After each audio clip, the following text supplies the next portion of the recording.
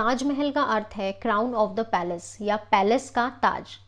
ताजमहल को दुनिया भर में इसकी खूबसूरत वास्तुकला, इतिहास और इसको बनाने वाले की प्रेम कथा के लिए खूब सराहा जाता है। आगरा में मुगल बादशाह शाहजहां ने अपनी प्रिय पत्नी मुमताज महल के प्रति अपने प्रेम को दर्शाने के लिए ये भव्य ताजमहल बनवाया। हेलो दोस्तों, आपका स्वागत है हिस्टोरिया चैनल के एक और नए वीडियो में। इस वीडियो में हम आपको ताजमहल से जुड़ी कुछ ऐसी दिलचस्प बातें बताएंगे कि आप चौंक जाएंगे। चलते हैं नंबर 1। ताजमहल 1653 में पूरी तरह तैयार हो चुका था। ताजमहल का सबसे पहचान योग्य भाग है उसका गुंबज। इसे अनियन डोम भी कहा जाता है। पर करीब 115 फुट ऊंचे इस डोम पर एक छोटा सा छेद है। इस छेद से बारिश के पानी का रिसाव होने के कारण मुमताज महल के मकबरे को भी काफी नुकसान होता है। कुछ लोगों का मानना यह है कि छत में छेद ताजमहल बनाने वाले मजदूरों ने छोड़ दिया था।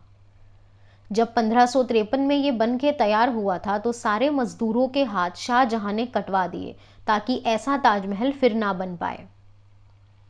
और इस चीज का बदला लेने के लिए उन्होंने गुंबज में एक कुछ लोगों का ये भी कहना है कि ये रिसाव रेस्पिरेशन और पर्सपिरेशन इन फिनोमिनों के कारण होता है। इस डायग्राम के हिसाब से ताजमहल के बाहर और भीतरी गुंबज में 7 फीट का फासला है, जिसके कारण अंदर का तापमान बाहर के तापमान से ठंडा रहता है। आमतौर पर ताजमहल में 15 से 20 हजार लोग रोजाना आते हैं। इतने सैलानी किसी और इमारत को देखने नहीं। इतने सारे लोगों के अंदर आने और बाहर जाने के कारण रेस्पिरेशन और पर्सपिरेशन से भीतरी कक्ष में नमी बढ़ जाती है। जब ये नमी भीतरी गुंबज को छूती है तो कंडेंसेशन होता है और परिणाम स्वरूप पानी की बूंदें बन जाती हैं। यह भारी बारिश के दिनों में भी होता है क्योंकि चेंबर के अंदर काफी नमी हो जाती है और भीतरी गुंबज बाहर की तुलना में हमेशा। नंबर 2, ताजमहल को क्यों बनाया गया यमुना के किनारे? मुगल काल में मजबूत नींव के लिए अलग अलग किस्म की लकड़ियों का प्रयोग किया जाता था। इसमें से एक किस्म की ऐसी लकड़ी थी जिसे पानी में रखने से वो और भी मजबूत हो जाती। ऐसी ही विशेष लकड़ी का प्रयोग ताजमहल की नींव बनाने के लिए किया गया था। इसीलिए इसे यमुना नदी के तट पर बनाया गया ताकि यमुना नदी का पानी इसकी लकड़ी को और भी मजबूत करता रहे। ऐसा भी माना जाता है कि कुरान में बगीचे और झरनों का बहुत महत्व है। शाहजहां ने ताजमहल को जन्नत का रूप देने के लिए यहाँ पर बहुत सारे झरने और पेड़ पौधे। यमुना नदी से इन पेड़ पौधों और झरनों में पानी जाता है। नंबर 3, कुतुब मीनार, जिसे कि हम सबसे ऊंची मीनार मानते हैं, वो 72.5 मीटर का है और ताजमहल 73 मीटर का। इसका अर्थ है कि ताजमहल सबसे ऊंचा मीनार है। पॉइंट नंबर 4, अगर आपने ध्यान से देखा होगा तो ताजमहल की 4 मीनारें बाहर की तरफ, ताकि कभी भी आपदा की स्थिति में, भूकंप की स्थिति में मीनारें बाहर की ओर गिर जाएं और ताजमहल की मुख्य इमारत सुरक्षित रहे। पॉइंट नंबर 5, ताजमहल में लगे सारे फव्वारे बिना इलेक्ट्रिसिटी के चलते हैं। कॉलोनियल पीरियड में अंग्रेजों द्वारा भारत में 1879 में बिजली लाई गई और ताजमहल 1630 के दशक में बना था। आज तो ताजमहल में इलेक्ट्रिक मोटर से ही फाउंटेन्स चलाए जाते हैं, पर जब ताजमहल बना था तो ये ऐसा नहीं था। फव्वारे और लोटस पॉन्ड में पानी तांबे की पाइपों से लाया जाता था। फव्वारे में समान और बिना रुके पानी का दबाव सुनिश्चित करने के लिए प्रत्येक फव्वारे की मेन लाइन के नीचे एक तांबे का बर्तन रखा जाता था। पानी की सप्लाई पहले इस पॉट या बर्तन में आती थी और यहाँ से फव्वारों में पानी एक साथ जाता था। फव्वारों को पाइप में भरे पानी के दबाव की बजाय इन पॉट्स में भरे पानी के दबाव से नियंत्रित किया जाता था। कॉपर के पाइपों में पानी एक बड़ी और ऊंची टंकी से लाया जाता था।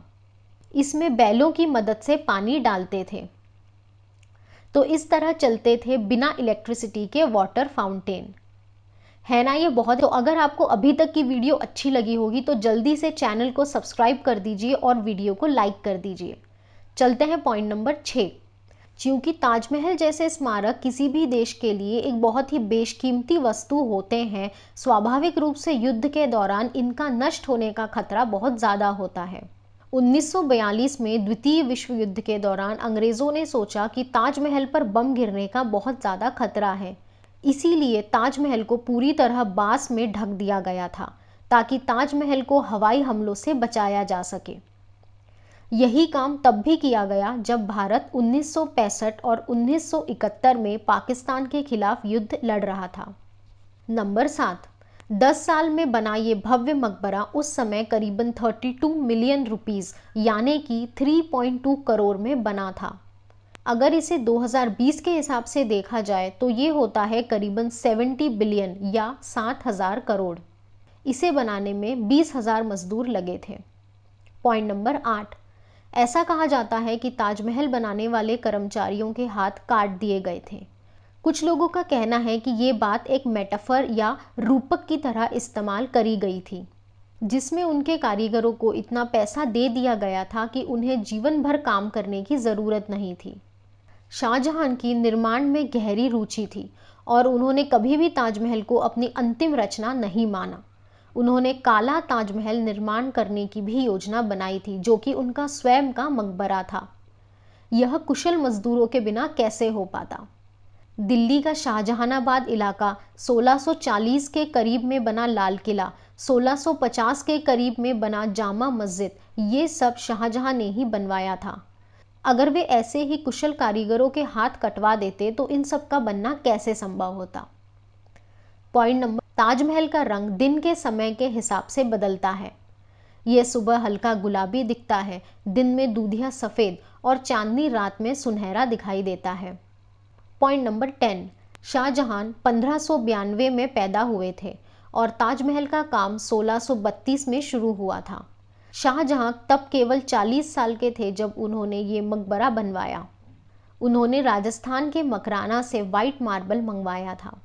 मुगलों के लिए कीमती पत्थर, जवाहरात, गहने और कीमती पत्थर लगी हुई वस्तुएं सिर्फ सुंदर खजाना ही नहीं थी, बल्कि उनके शक्ति का एक प्रतीक भी थी। ताजमहल में भी शाहजहां ने कई कीमती पत्थर लगवाए थे। 1857 के भारतीय विद्रोह के समय ब्रिटिश सैनिकों और सरकारी अधिकारियों ने ताजमहल को खंडित कर दिया था। इन्होंने दीवारों में से सारे कीमती पत्थर निकाल लिए। 19वीं शताब्दी के अंत में ब्रिटिश वाइसरॉय लॉर्ड कर्जन ने इसका एक रिफॉर्म प्रोजेक्ट स्टार्ट करवाया, जो कि 1908 तक चला। दोस्तों, आपको हमारा ये वीडियो कैसा लगा हमें कमेंट सेक्शन में ज़रूर लिखकर बताइए और ऐसे ही इंटरेस्टिंग वीडियोस के लिए चैनल को सब्सक्राइब करना बिल्कुल मत भूलिएगा। मिलते हैं अगले वीडियो में।